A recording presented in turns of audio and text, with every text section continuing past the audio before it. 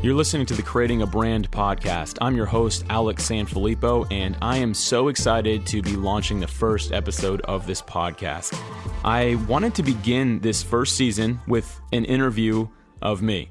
Now, I don't mean for that to sound conceited at all, but I believe that because I'm going to be the host on the majority of the upcoming episodes, I really want you all to get to know me a little bit, kind of find out who Alex Sanfilippo is and what value I add to you and to the Creating a Brand community.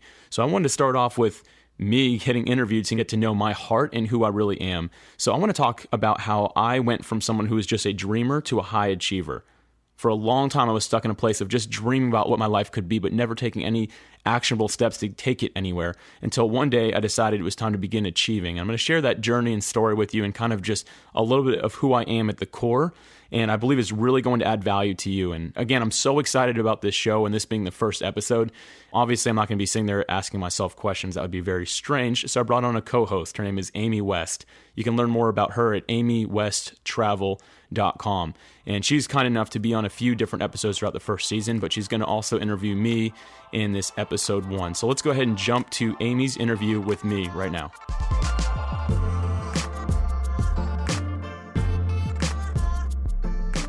All right, Alex, welcome. Thank you. We're so official now. We're interviewing each other. I know. Come on. I'm excited. So from the time I met you, it was pretty clear that you know what's going on. You set goals, you achieve them. I don't take lightly the kind of people that I partner with or go into business with. Mm-hmm. Partnerships can be very tricky, but there's something about you that I saw and said, everything this man touches turns to gold, but is successful. You believe in living the life of a high achiever. Mm-hmm. What's behind all that? How did you get to this point? Yeah, I mean, that's definitely a journey. I'll share some of my life to kind of leading up to that. Yeah, absolutely. At a young age, I discovered that I'm not good at things that normal people are good at. Mm-hmm. So, example, I wasn't an athlete growing up. I played sports, but I wasn't good at them. And I also wasn't good at video games. Okay. There's nowhere more awkward to be than between those two things. Like, you have to be good at one or the other, right? So there I was. I kind of like, man, what do I do? And I was okay with people. I made friends somewhat easily, but still kind of just a weird kid. So I didn't really know what to do with my life. And then I turned 10 or 11. I'm not saying I figured out what to do with my life at that age, but I decided that all the kids in the neighborhood were selling lemonade all the time. I'm like, 25 cents for lemonade? Like, how many hours are they working? I was doing the math. I'm like, that's not worth it. I was like, there's got to be a better idea out here. So we lived on a golf course, or in a neighborhood with a golf course, I should say. And me and some friends, I got them together. I'm like, hey, we're going to start getting these golf balls that we watch all these golfers hit in the lake and sell them back to them. Let's see what we can do. So a normal kid at the age of 10 or 11, they were making $5 on a Saturday morning, just enough for the candy. Me and my friends, we averaged $100 a Saturday each in 4 hours. Wow. Yeah, we crushed it. So, the young entrepreneur was born. A Star is Born. Entrepreneur version. Yes. So after that, I needed to focus on school. I got a little older, and then, you're not cute kids anymore. You can't really sell golf balls. They're kind of like, what do you want, man? That was mine. Give it back. Like it has my initials on it. We actually had regulars that would come by and we knew what their initials looked like. So we'd put them all aside for them. Wow. You had a process and procedure in order. We did. Yes. But anyway, at that age, I was young, and not saying that was like my life calling or anything, but I discovered I was actually good at business. Like, I was actually good at negotiating. I was good at sales. I could figure out how to make it run and set up a system. And I figured that out again at a really young age. So I always knew I wanted to go into business. I started focusing on school because I was high school age. I needed to really focus. But when I was in 11th grade, I couldn't take it anymore. I was like, I'm not great at school. Like, I wasn't really that great. I was a decent student. I tried really hard, but I just got average grades. But I was like, you know what? I'm going to start doing something on the side as well. So I started a business in real estate. I was actually doing virtual tours of homes. So I owned a company that had 4 photographers and 3 editors. And what we were doing is actually creating virtual tours, so 365-degree pictures, that you can kind of like move around. It was very, at that point, innovative. Yeah, at that point, it was very innovative. We were one of the few companies in the United States doing it. Extremely successful. Wow. So I actually ended up becoming very passionate about real estate because I was like seeing it all the time, Like, I wasn't buying these places, but I was asking the photographers. I found myself always being like, hey, what was that room in that house? Why did they have that there? Did they have like a permit for that? What is that? Like, did that add to the square footage? I was always asking like, why'd that one have more bathrooms than the one right next door to it? I found myself asking these questions. I decided, I became passionate about real estate. I'm like, I want to invest. So I turned 18 and I decided I'm going to start investing in real estate. So I did. Very quickly, I developed a dream at the age of 18, I'd say, that I wanted to be on the list, which I don't remember what magazine or website it was, but there was a place where it had the most successful under 30. And I was like, I'm going to be on that list for sure. Yeah. So at 18, I had a very good job. I had owned my own company and sold it. And I also had rental properties now. So I was invested in real estate. And then 2007 happened. Yep. I'm real familiar with that one too. Yes. So some of you might not be, but if you owned real estate at that point, you were now doing really bad, not good, no matter how good you were doing before that. So I ended up going from well on my way to believing that I was going to be one of these most successful under 30 to now being to my eyeballs in debt. More debt than I could imagine that I could do with. And the problem was when I went to the government, I'm like, okay, what kind of options do I have? What can I do here? I was making too much money in my day job to be able to qualify for any sort of support or help. Long story short, it took me 10 years to get back to zero. That put me at around 28. Wow. So I fell behind pretty quick, right? You know? That was a major lesson learned. I can relate. Yeah. Anyone who had real estate can, right? Mm-hmm. Yeah. I'm telling you quite a few details about my life, but during that time is when I really feel that I learned and understood business. I think that early on success would have really poisoned my mind quite a bit. I would have never sat down and grinded the way that I should have to learn what it truly meant to be successful in life. And during those years where I was, basically forced to have a job because I needed to pay my bills. I had a lot of bills. I had a lot of debt at that point. Wow. I really needed to do it. I learned more about business during that time than I ever did when I was younger, even owning my own businesses, even doing real estate investing, anything like that. Yeah, I just figured out how am I going to get out of this? And I set goals and I was very specific. And I think the reason I succeeded is because they had to be long-term goals. There was no get out of this in 1 year. I had a 15-year plan. I did it in 10. But I had to sit down for 10 years knowing this is the discipline I have to have. This is what's going to lead me to where I'm going. Wow. And for a lot of people, I think that could feel like a prison. But instead, you took that and learned from it. And now you understand how to have the long game in mind. Absolutely. I think initially it did. I think I was a little bit bitter about my life. I found myself at 19, I think is what it was. Just kind of like, man, this sucks. This shouldn't have happened to me. Like I was doing really well. But I got over that. You have to get over that. Like life happens. Your job is to respond. I can't control outside factors. All I can control is my response to what happens to me. Yeah. And once I learned that, I realized that, you know what? No, this is what I've been handed. I'm going to do the best I can with what I have and where I've been placed. Very wise words. Thank you. So what was next? After that, I got out of debt. So I have zero debt now, which is great. And you had a big party. I did. Yeah, sure. I'm Get an out of debt party. Yeah, I'm thinking back, I'm like, were you at this party? I'm like, I don't remember having a party. I don't think I did. No. I should have. We'll have a party for you now. Okay, cool. Thank you. I'm excited about it. Yeah, so I just began deciding, like, once I was out of debt, I was like, you know what? I want to get back into doing some business. And at that point, my wife had been wanting to start her own women's clothing boutique. I wanted to support her in doing that. So we were able to get her started. She has a very successful business now, great storefront in one of the most prime locations in town. Yes, it's beautiful. I've been there. Yeah, so she loves it. She's having a great time with it. For me, part of being successful in life is enabling my wife to do what she wants to do with her life. I think that's a really important piece. So, and so now I'm kind of focused on doing my thing. So I got into coaching, which we've talked about before. Yeah. So I did a lot of business coaching. Again, just being in that grind for those 10 painful years of trying to get out of debt, I learned quite a few things, and I took them all to heart. I've been doing a lot of coaching and recently rebranded to creating a brand, which is to help people on a much bigger level. Because the one thing I realized about coaching is it wasn't scalable for me. And I love helping people. Like, if there's one thing that I'm passionate about, want to do in life, it's help other people. Yeah, you speak at a lot of events. What type of topics are you speaking about when you travel and speak at conferences and have special appearances? Similar to my coaching, a lot of it will just be general business. So I'll kind of go with that. Or being a high achiever is another one. So talking about like how to achieve more, how to set goals, those type of things. But I've really gotten more specifically into WordPress as well. Yeah. SEO, anything that has to do with social media. And these are not light topics. SEO and WordPress are very complex. They can and be. Yes, like they can Greek be. To a lot of us. Absolutely, myself included, who's been dealing with SEO and WordPress for the last almost decade. So I'm learning from you in that way as well, and it's quite impressive.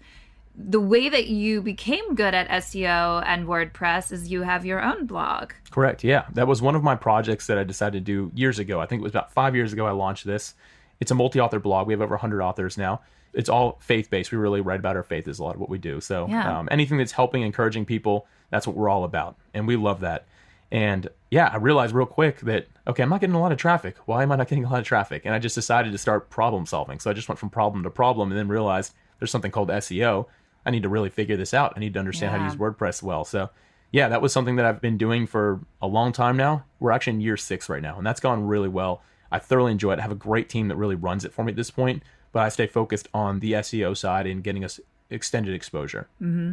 You know, a lot of people would be really intimidated to speak in front of crowds. What do you think that it is that makes you so confident at it? It's funny. I can remember the first time I got asked to speak somewhere, and I was getting ready to walk out onto stage, and I had my wife there. She was like, "Oh, I want to hear you speak. I've never heard you speak before." And I was like, "Well, neither have I." So I was like, this makes two of us. Surprise. So I was getting ready to walk out. I had like 3 minutes left. I'm like, I just remember like kind of freezing for a second. I'm like, how am I here? She's like, "What do you mean?" I'm like, I never thought I would be doing this. Like nothing in my journey in life that I think would ever lead me here. I think that I'll give it up to courage, because we're all scared. Like fear is real, and it's something that we all kind of feel from time to time, right? Yeah. And I just remember a quote going through my head, which was, courage means being afraid, but then doing what you have to do anyway. I knew that I had a message that people needed to hear. This was the first time I walked on stage, but I knew that I had something that would help people. I needed to get out there and do it. So I just got out there and made it happen. You were passionate. You were driven from the heart, and your motives were beyond yourself. Absolutely. Those are really key components. I think I find it interesting. A lot of times I'll share with people what I do, and sometimes people have even been as bold to say things as like, "Oh, I could do that." I'm like, well, right. Why aren't you? You always love those people, right? I do. And my question to them is, why aren't you? You know, the difference between me and that person is not that I am more successful at it or better than them or more talented. It's just that I just did it. Right. Yeah. You know, so we all have that capability, but it is having the courage to overcome your own sense of inadequacy or your own insecurities, or maybe having a purpose and a meaning that's higher than yourself. Yeah. That gives you courage to do it. If you're thinking, I'm not doing it just for me, I'm doing it for all these people. Yeah. Actually, I'll give you my ultimate secret to overcoming fear when you're going to speak or do anything, really. You ready? This is it.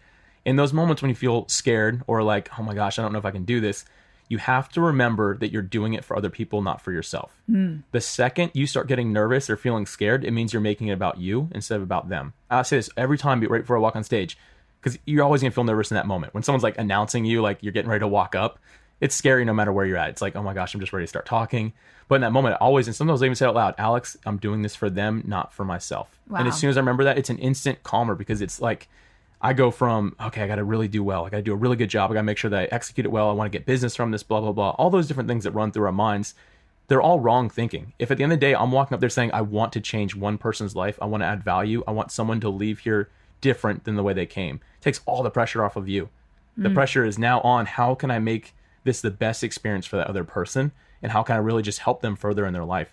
The truth is, no one cares if you make a little mistake. If you stumble over your words, if you kind of go off topic for a minute or have to look at your notes, no one really cares at that. The people that you're helping don't, at least. You might have some critics in the room that are like, oh, I can't believe they had to look at their notes. Yeah. You know, but at the end of the day, if you're there to help that one person that needs it, they're going to look past all that anyway, because they're looking for the value that you're able to add to them. Yeah, so true. That's my like ultimate tip for you. That's an excellent nugget. Thank you for that treasure. Absolutely. And I couldn't agree more. There's always going to be critics out there. And I tell people it's a little less maybe noble than what you've just said. But when I go on air and I know other people who are going to go on TV, I tell them, I said, you know, people just want to watch and see that you're their friend, that you're their best friend, and they want to be entertained by the conversation that you're having. The facts that you have to give are really a side note to the connection that they want to make with you. Wow.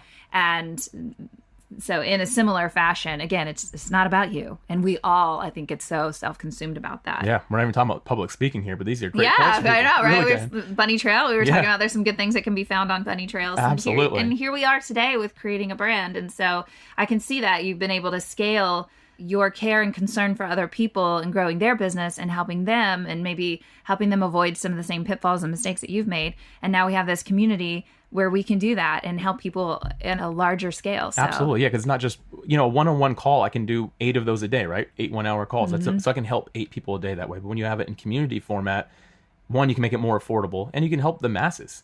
The reason I even wanted to do this, we talked about it like 6 months ago, I think, was when we were like, we're converting this, we're doing this together, we're going into business together, we're making it happen. Yeah. But at that same time, someone was talking to me that I was doing some coaching with, They had just finished spending 14 grand on a marketing campaign and they didn't have a product yet. Wow. They were just getting exposure for the business. I'm like, no, that's the wrong order. Like, Same. That's the wrong order. When I did my show, I spent $5,000 on a business manager who didn't manage my business. So yeah, I've been in the same place. Yeah. Hopefully we can help people save money and grow and learn from what we've learned. Yeah. So moving into some of the questions that I have for you, you know, you're talking a lot about success and succeeding. You've had pitfalls, you've had mountaintop experiences. How do you define success and succeeding? That is a big question. Yeah. I like the big question. I can tell you one thing that success is not. Real quick, I can start with that. And I always like to start with this. It's a good starting place. It's not money. And I think a lot of people think money or even possessions. That's the first thing they think. I can hear many minds being blown. Yeah, right people now. are like, what do you mean? So it's not the car you drive. It's not how much money you have in the bank. It's not how big your company is. That's not success. Success is actually a mindset that we have to develop. The people that I truly believe are most successful in life are the people that are the happiest in life. They seem to enjoy what they have going on. Even when they're going through bad times, you can tell they're still a solid rock. And when you see that, that's someone that's truly successful. So it's really a mindset more than anything. Wow. I know some people that are financially and in an area of possession extremely, extremely well off, but they're some of the most bitter, angry, just dissatisfied people I've ever met. And that's not success. Mm-hmm. Success, again, goes back to a mindset. And it starts with you being fine with who you are and really being confident in that person and then knowing the direction you're going. It's all a mindset from there. So if creating a brand never takes off, it's not going to change my level of success because my success is a mental perspective. Yeah. I know what it's like to fail. I know what it's like to succeed, but true success cannot be taken from me because it's just who I am at my core. Wow. It's all up here. It's a mentality. That's a different answer to the question I think that most people get, right? It's refreshing. Yeah. To be quite honest, because I feel the same way. I would be much more inclined. I think it's important to be honored for your value. So that's where I think that getting paid for certain things is important. But I think I'm more motivated when I'm volunteering for something that I just enjoy doing than when I'm getting paid lots of zeros. You know, right. Yeah. I just find success is not defined by money, and money cannot buy happiness. So what really have you achieved if you have all the money, but you're not happy? And so it starts with the heart and the head being in the right place in your mind and in your heart. Right. Yeah, I think right along with that, like the culture you set for yourself as a human and that you set for your standards, like what you're going to do with your time in your life. At the end of the day, like all of us are going to die one day. And let's just imagine we have a tombstone. Do you want to say this guy had a lot of money, a lot of cool cars, or this person lived to help people? Because that's what my life is all about. So when I measure my level of success, it's how am I doing to really help people? Am I changing people's lives? Am I making people live a life that they want to and it's just better for them? That, in my mind, that's me succeeding. Who's going to miss you? Yeah, that's a whole nother topic. Yeah, that's a good question. Let's go high. Yeah. So you're, believe in success and in achievement. How do you become a high achiever? What does that mean? Yeah, being a high achiever, I think, means a lot of things, but really it means being intentional with your life. So it all starts with intentionality. Like when you wake up in the morning, do you have a plan for what you're going to do that day? And does that plan fit into a bigger plan that you have for that week, that month, that quarter, that year? That's the way that my mind works. And just knowing that everything I'm doing is going toward that. Now, that doesn't mean I don't sit down and have fun. I watch Netflix. I'm going to be the first to admit it. Like I make time for that stuff. You have time for that? You're not working till late at night? No, not at all. I have a very good balance. But the thing is, I don't prioritize that. I prioritize being an achiever. And then that's the bonus. So at the end of the day, if I've been lazy all day, not getting stuff done, I'm not going to sit down and watch TV for an hour. Like it's not going to happen. I'm like, all right, I need to get caught up because I am a little bit behind right now. Yeah. So being a high achiever kind of is a mindset as well, but really it comes down to your self-discipline and just being intentional with your life, saying this is the direction I want to go in, this is the business I'm creating, or this is the lifestyle I want to live, and then going after it. The number of people creating brands is increasing more rapidly than ever before. Whether it's a personal brand, product, or service, more entrepreneurs are getting started today than any other time in history.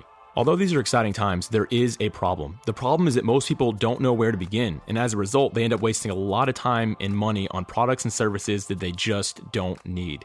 Wouldn't it be great to have a guide to help you save time and money instead of wasting it?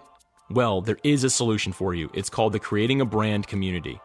The Creating a Brand Community is your digital mastermind or tribe. It's a network full of entrepreneurs devoted to helping each other succeed. We all help each other by sharing our experiences, recommendations, and discoveries along the way. As we like to say it, our goal is community collaboration focused on helping your brand succeed. The Creating a Brand community operates on our own social media platform. That's right, it's not another Facebook group. Our desktop site and mobile app feature online courses, focus groups, and topical discussion, along with live digital events and in-person events and exclusive content, all focused around the development and success of your brand. If this sounds like something you'd be interested in, please join at creatingabrand.com. It takes less than 3 minutes to get set up and become part of this community of successful entrepreneurs. When you join, please message me within the community, Alex Sanfilippo. I'd love to have a conversation with you and welcome you to our community. You talked about the power of intention. You know, a few years ago, that book, The Secret, was really big. And then the whole idea of calling things forth. Do you believe in that? Like, if you set your intention, do you find that things tend to happen with or without your help? They can. I mean, I think that when you're focused on something, it seems to happen, right? Yeah. When people are focused on getting healthy, they seem to get healthier. When you're focused on losing weight, you tend to lose weight. It's just kind of the general direction that your mind is focused in. You're going to naturally go that way. Yeah. I think a lot of us, we run aimlessly. So we don't have a plan. We just kind of let our bodies go on autopilot. And then 10 years later, we wake up and we're out of shape, or we don't have any money. And we're like, what happened? How did I get here? And it's, well, you weren't intentional. You weren't focused in a certain direction. So life happened. Like, this is just what happens. And with intention comes goals. I think if you have a goal, It's my favorite word. I'm with you. That comes back to my homeschooling. Every day I had a goal of how many pages I had to accomplish, right? Yeah. So like goals are so important to myself as well. Let's talk about the importance of goals in your life. Yeah. Oh, absolutely. That's how you stay intentional. That's how you're a high achiever. That's how you succeed, is you set goals. The goals are set on multiple levels. So for me, I don't do like a 5-year plan. At most, I do a year, because life is so variable. Everything could change for me tomorrow. Yeah. And then, do you think that's dangerous to set goals too far, like a 5-year? I think it can get us too much of a narrow focus where you won't see a small opportunity today because you're focused 5 years from now. Right. At the same time, it can be very healthy. So like for me, I do focus like long term, but I call it, I just came up with this and it's kind of dorky or whatever, but I call it like my AKA capacity expansion plan. So I want to increase my ability, so mental and physical. I want to grow in knowledge, so my wisdom, faith, and technical understanding, and my ability, time, resources, financial, anything like that. That's my 5-year plan, is to increase in those 3 areas. Right. So it's not specific at all, but at the end of the day, if something comes up, a great opportunity in 4 years from now, I want to have the ability, the knowledge, and the availability to actually act on it. So That's so smart. It's carving out time and energy is what it's doing. And I like that it's bigger in a way that is achievable regardless of what happens and what possible opportunities come that you walk into. You know, I've heard people, they talk about, oh, I wrote this letter to myself when I was in 5th grade, and all of that stuff came to pass. It's pretty cool. It is cool. I think John Lynch had just shared something on an interview Nice, I watched okay. him on. He did a similar thing. And I think those are awesome. But I also think that life does have variables.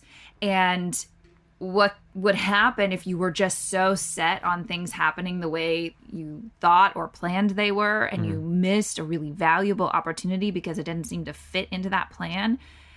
Man, it would be sad if you never knew where that took you. Because I've had a few of those opportunities that have popped up, this one included. We just met for lunch. Hey, there seems to be some synergy here. What could happen? And then it created a whole new opportunity that I had never even dreamed of, other than the fact that I thought doing a podcast one day would be cool. Right. So if you deny your ability to walk down those paths, what really would you miss? So I like this idea of setting goals that are achievable in the broad scale of things, but not limiting you on your opportunities. Yeah. And you talked about in our last episode, you talked about micro goals. And that's a big deal. So for me, having those yearly goals is great.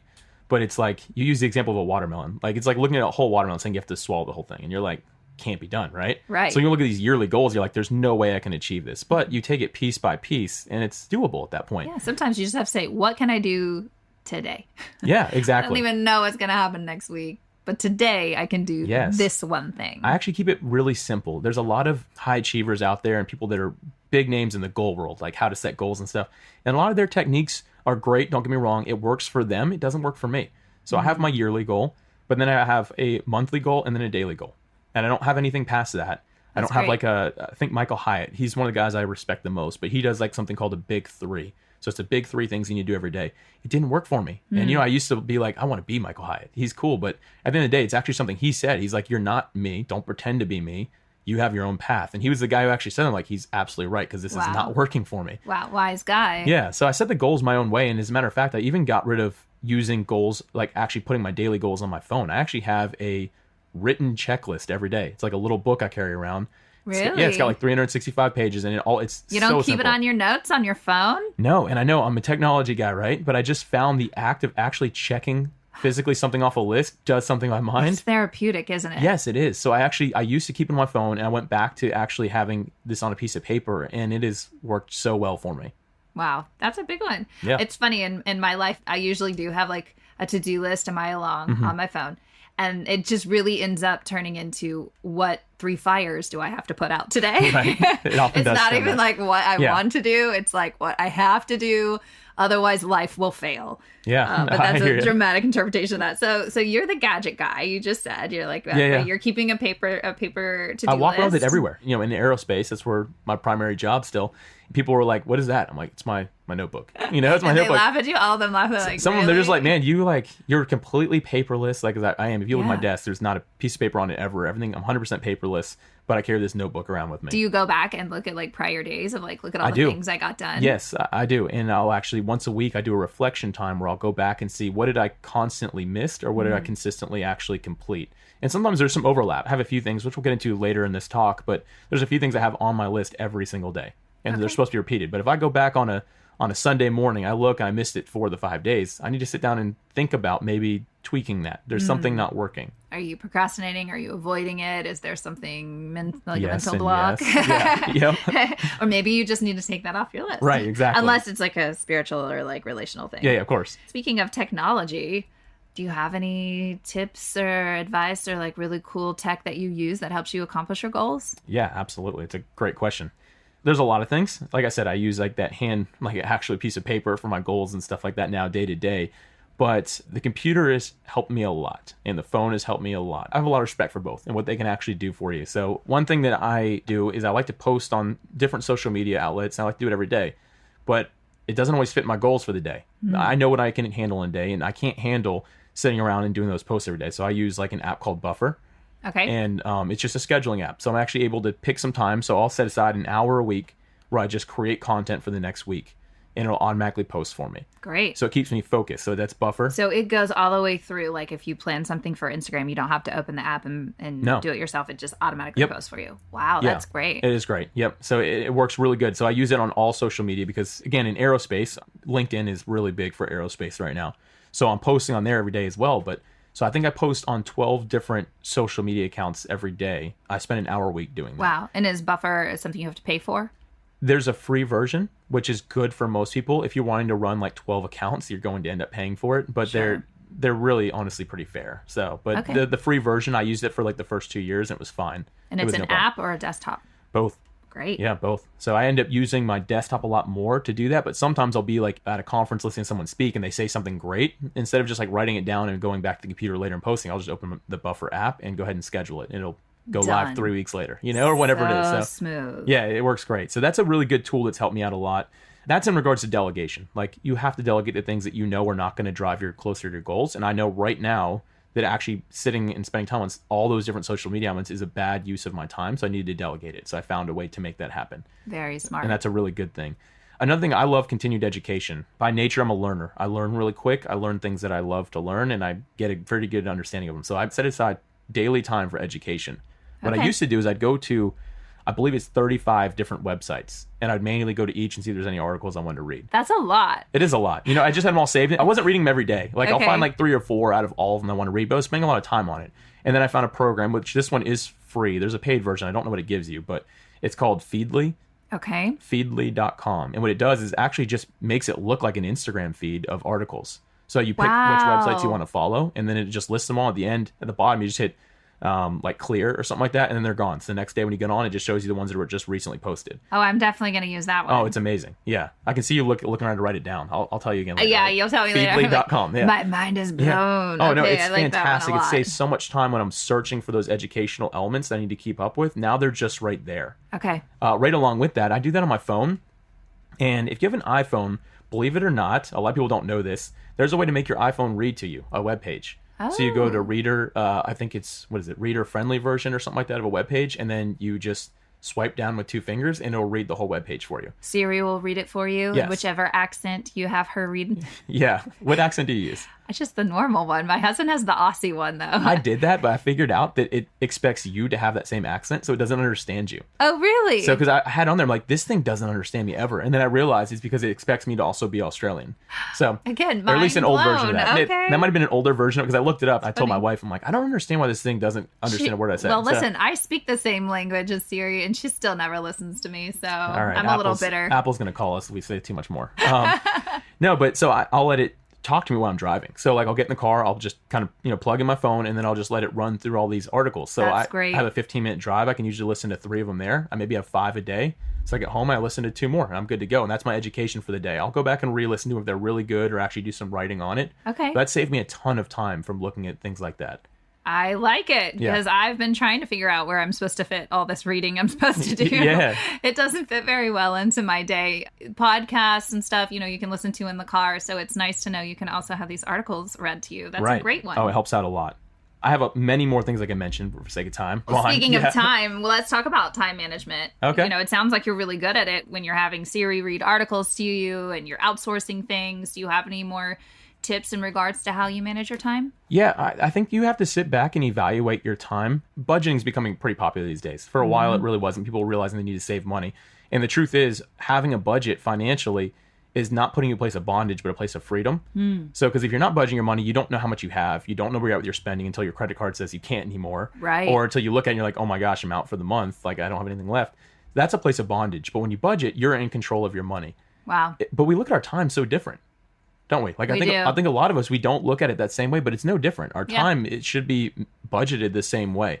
I've been very, very intentional with my time. I use my calendar almost religiously, but I make sure that everything's on the calendar because I don't want to get halfway through my day and be like, all right, what did I do today? Like, I want to know. Your calendar on your phone, though, right? It is, It's yes. not a paper calendar. Let's be clear. Yes, no, it syncs from my computer to my iPhone Yeah. to everywhere to I'm my a watch. big fan of the syncing capacities. Yes, with all absolutely. that, It's yeah. a game changer. But truthfully, I don't use any special tool. I have an iPhone and I use just the standard calendar that it has built into it. But Yeah. I schedule things every day, and I have the regular things. Like I even have things like getting up in the morning. Wow. Like I have everything in there. So I think on average I have 19 events in my calendar every day. But it's not like go to the bathroom, get water. Like there's nothing like that. But it's things I know I need to do because at the end of the day, I want to be a good steward of my time. Okay. All of us have a set number of days. See, I would look at that and think of it as like a to-do list. Does it feel that way in your No. mind, or does it literally feel like I'm in control, I'm on time? It keeps Okay. keeps me in control because I have a lot of friends. I'm like, hey, you want to hang out this Saturday? And they're like, I get to go home and see if like I don't know if I committed to anything or not, or I have to go check with my wife. For me, it's all on my calendar. Someone's like, you want to hang out tomorrow? I can look it right there and tell you. I have if a I'm free window or not. of 2 hours. Yes, exactly. Yours. I'm able to do that. Yeah. That's great. So you talked about having your entire day on your schedule so you feel in control, you know what's going on. Let's talk about your morning routines. You said you have your wake up on there. That must Yeah. be an important part of your day. Oh my gosh, yeah. This is actually a really popular topic in the world of podcasting. A lot of people like to listen to how to like succeed in the morning. Because are you a morning person? Nope. Cool. I'm a night owl. Yes, I like to think I'm the same way, but Yeah. I realized at one point in my life I had to change. Like I needed to start getting up earlier, and a job I had Tough. ruined me because I had a job at one point. I started at 10:30 in the morning, and it was kind of like Yeah, that's nice. it was like a uniform type job, so I always wore like their gear or whatever. So and I lived like 10 minutes away from work, so Nice. I'm not kidding. I'd wake up at like 10 and be like, all right, I'm gonna. If someone says after 10, I'd snooze a few times, like. Yep. That was nice. And then I got into the real world and realized, oh my gosh, like I actually have to get up and like, how can I do this? So I started studying morning routines. I wanted to figure out, okay, what do some of these people do that are like running successful podcasts? I listened to tons of stuff. I mean, all kinds of things. I took the best of all of it, I believe. Okay. I even met with somebody here in town. He owns a bunch of those like sleep technology places where they're actually doing like research on people as they sleep. Oh, wow. And I asked him just some stuff about like sleep in general. How do I get better sleep? What do I do? And he gave me a lot of tips. So I've got a lot for you right here, but Okay. I'm going to try to keep it as brief as possible. Break so it it's- down so it's for us. useful. So my actual morning routine, then I'll explain them. Okay. My morning routine itself, the first thing I do is my alarm is my phone. Technology again, right? Mm-hmm. But it's not next to my bed. Oh. I have to get out of bed to turn it off. Oh, I don't like that. Yeah, it's good for you. So it's away from my bed. So I have to get out of bed to grab my phone to turn it off. And then I immediately turn on the lights. Like the second I do that. And I say turn on the lights. I have a wife and she sleeps in a little bit more than I do because her job has way cooler hours, you know? Yeah. So I walk into the next room. I turn on the lights right away. It's the first thing I do. Even though everything in my mind's like, don't turn on those lights. Do not turn on those lights. And I'm already like, feel like a zombie because I just got out of bed. So I turn the lights, and I have a glass of water sitting right there. I drink it because 8 ounces of water fires up your brain. Yeah. Is exactly what it does. You're waking up your body. Yeah. And then this is, here, you guys, you ready for this one? This is the big one. Okay. This is the one that has blown people's minds. I didn't learn it from anybody. I figured it out myself. Okay. Smile.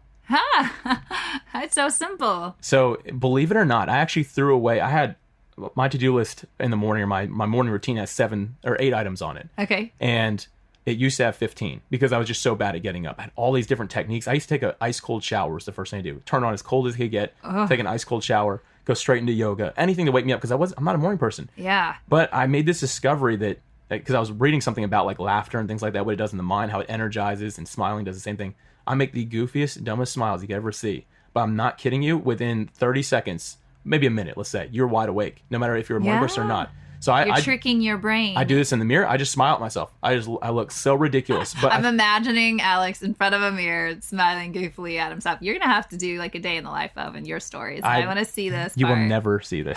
So, no one ever will. No, but the truth is I found that worked better than taking a cold shower, better than yoga, any of these other things that I was doing. But worked the best was standing in front of a mirror and smiling, looking like an idiot, and getting to the point where you actually like laugh at yourself even. And then next thing you know, I'm wide awake. Yeah. So I am now a morning person. I have zero problem getting up in the morning as long as I can. You cracked the code. That was a code for me. It's you are all welcome. Alex cracked the non-morning person code without even having to drink coffee. You don't drink coffee. I don't drink coffee. No. Whoa. The next thing I do a little bit of yoga, stretching still, just briefly, less than 5 minutes, just to kind of get my blood flowing a little bit. And then I get dressed, I get ready to go, and then I do a little bit of, for me, really important is connecting with God. So a little bit of meditation, just getting quiet. It's good. And then on the way out the door, I have a smoothie that I make the night before. So part of kind of close out this whole idea of a morning routine, it starts with what you do before your morning routine. So the night before, I actually make my breakfast, I lay my clothes out, I go as far as backing my car in because I want to use as little brain power as possible when I'm waking up. So when I get to the office, I am fresh. I've not had to make any decisions because decision fatigue is real. If we're making too many in the morning, we just kind of stay tired all day because we've already used so much brain power. I've never heard of that before. Decision fatigue. Okay. Yeah. So makes sense. Yeah. The whole idea is just by the time I've gotten to work, I sit down, I've literally made 0 decisions about my day. That's nice. So like I sit down and someone asks me a question that's like a big question. I feel like I have a good answer. And I did this because at one point, I remember this day vaguely, it's a big aerospace company. I made a decision when I wasn't doing all this, and I had already made 1,000 decisions that day. Yeah. And I made a bad decision. Oh. I didn't get in trouble for it. It comes with the job, but it was like $500,000 mistake. Oh. And again, it's just one of those things I didn't even get talked to about it. It was nothing. But in my mind, I'm like, that's wrong. That's me being irresponsible about my life. I need to start being able to make better decisions. And it starts with this routine that I have and making as few decisions as possible that I don't need to make every day. Wow. So example, when I'm going to bed, I know what to wear in the morning, but the morning of, like, you might stare at clothes and be like, does this even match? You know, you're like a zombie. You're like, I don't even know what I'm doing. But if it's laid out, I'm ready to go. Yeah. Makes it way easier, right? I agree. Yeah. I do some of the similar with the night before prep because of the same reason. Yeah. And actually, I often complain to my children when they're asking me to make decisions or asking me silly questions in the morning. I'm like, no questions. No questions. I like that. That's good. No talking before coffee. Definitely do the coffee. That's good. Wow. Well, those are some really great ideas for morning rituals. You sound so disciplined. I like to think that I am. Yeah. Yeah. And I think that that's a really important characteristic of those who are successful and that achieve.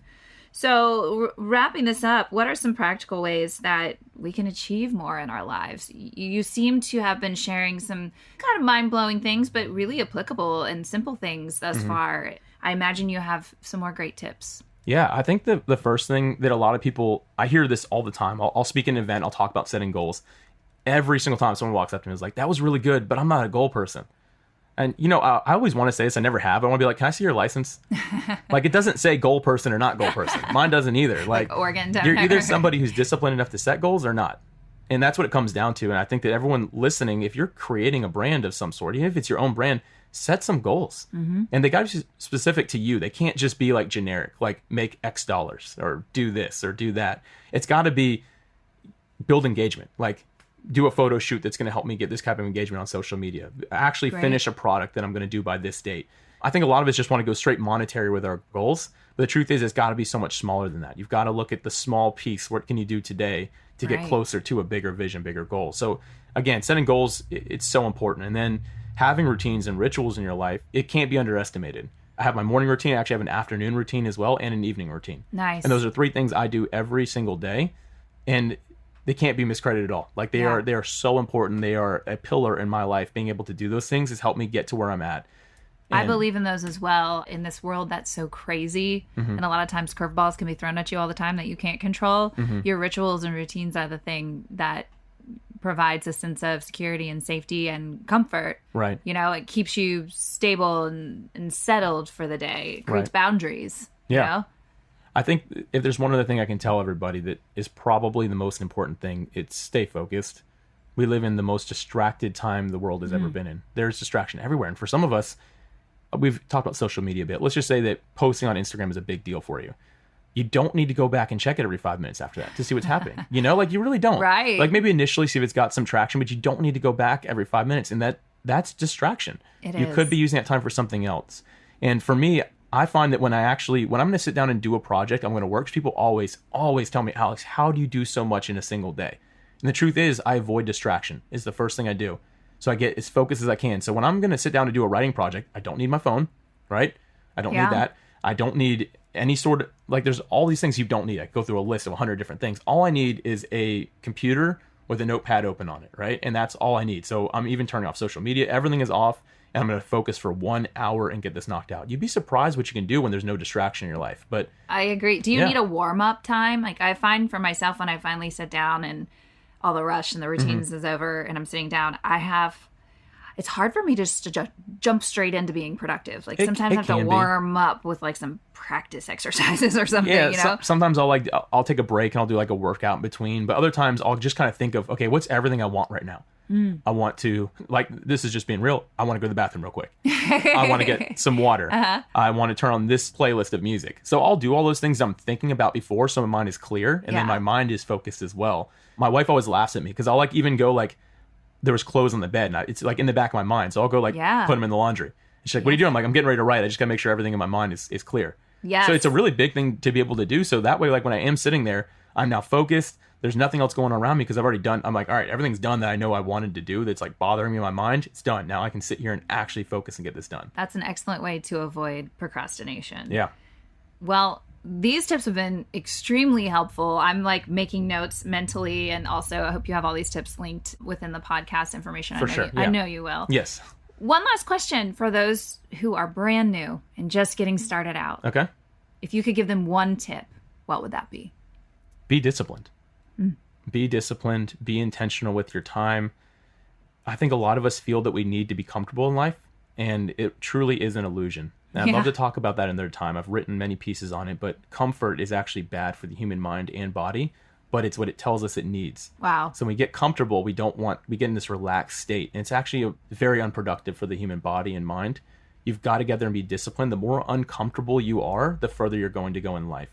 It's just like, think of any athlete when they're training. If they just went as far as their comfort level when they're like training, they would never be a professional athlete. They push themselves every day, every time.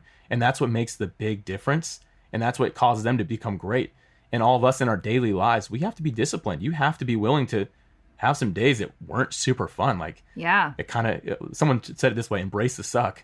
Like sometimes it's going to not be fun. It's going to suck, but you've got to be disciplined and keep on driving yourself forward, because the future you is going to thank you. And then you'll realize one day, wow, I enjoy this a lot more than saying I just watched 8 hours of TV. Like this was better than that, more productive. I totally agree. I have preached that to my teenage sisters and also to some of my followers as well. Any kind of character quality like discipline, honesty, you name it, they're all muscles that we have to build. And in order to build a muscle, you have to stretch it, and it's uncomfortable, and you have to go to exhaustion in order to get better. Right. And it is hard, but it makes you better at what you're doing, makes you stronger, and it helps you know what you're made of. Yeah, absolutely. Yeah, and we don't always succeed at pushing ourselves or getting to exhaustion. Of course not. Of course. We'll never know our capacity to succeed. Yeah, get up and do your best every day. The scary things. Yeah, do the scary things. Get up and just do your best every day. Yeah, I've heard one actor say she wouldn't accept any role unless it scared her. Oh, wow. She used some other language in there, but okay. We'll keep it clean. Thank you. But unless it scared her, and I thought I'm going to take that with me. Mm-hmm. That's great. Yeah. Well, thank you for telling us more of your story, Alex. And absolutely. I'm getting to know you more and more every time we chat. And I'm sure that as we continue this journey, we will be learning more about what makes you tick and what makes you successful. Absolutely. I was very happy to be here. Thanks for joining us. And for those of you who are part of our community, stick around. Alex has a special nugget just for you.